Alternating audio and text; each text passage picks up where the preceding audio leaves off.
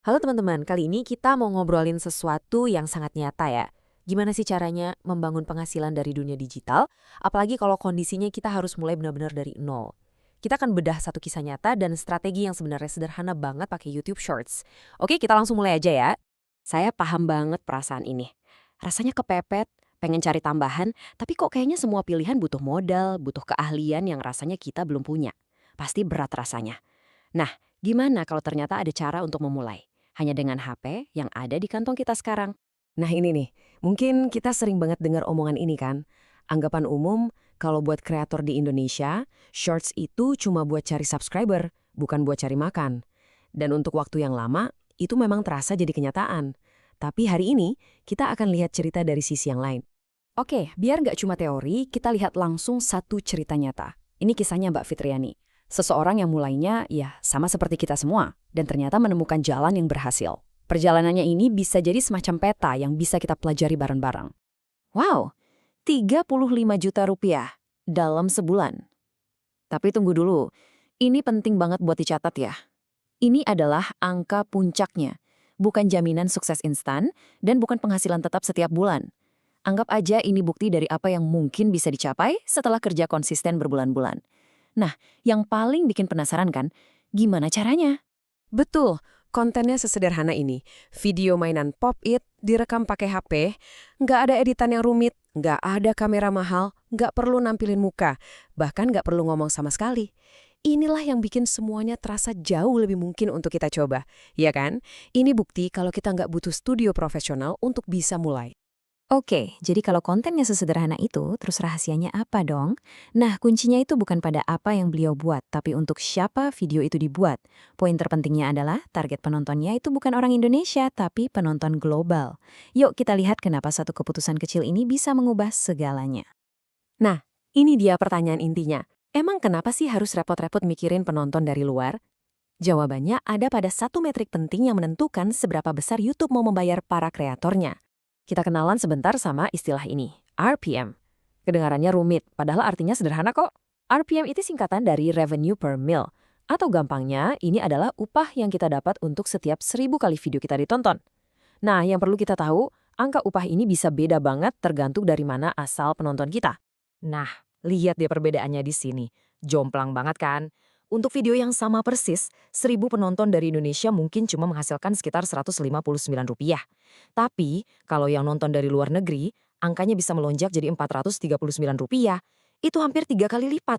Ini udah jelas banget kan kenapa menargetkan penonton luar negeri itu jadi inti dari strateginya. Oke, paham. Teorinya masuk akal. Terus, gimana cara prakteknya? Mari kita pecah jadi langkah-langkah paling dasar yang bisa kita lakukan sekarang juga, tanpa perlu keluar uang sepeser pun. Cuma ada 3 aturan mainnya. Gampang banget. Pertama, pilih jenis konten yang murni visual, yang nggak butuh kita ngomong. Contohnya kayak video-video satisfying, masak miniatur, atau merakit mainan. Kedua, cukup pakai HP kamu. Kualitasnya sudah lebih dari cukup. Dan yang ketiga, ini aturan paling penting. Judul video wajib pakai bahasa Inggris. Inilah sinyal yang kita kirim ke algoritma YouTube. Biar lebih kebayang, kita lihat langsung contohnya. Judul mainan Pop It viral seru, itu akan kasih sinyal ke YouTube untuk menayangkan video kita ke penonton Indonesia yang RPM-nya lebih rendah. Tapi, dengan mengubahnya jadi Satisfying Pop It Rainbow Gameplay, kita langsung membuka pintu ke penonton global dengan RPM yang lebih tinggi. Sesederhana itu, tapi pengaruhnya sekuat itu. Eits, tapi tunggu dulu.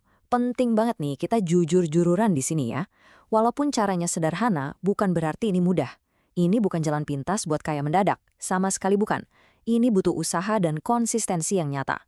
Yuk kita lihat realitanya seperti apa. Ini dia nih. Mbak Fitriani saat lagi di puncaknya itu mengunggah 4-5 video pendek setiap hari. Jadi ini bukan penghasilan pasif yang bisa ditinggal tidur ya, ini adalah kerja aktif.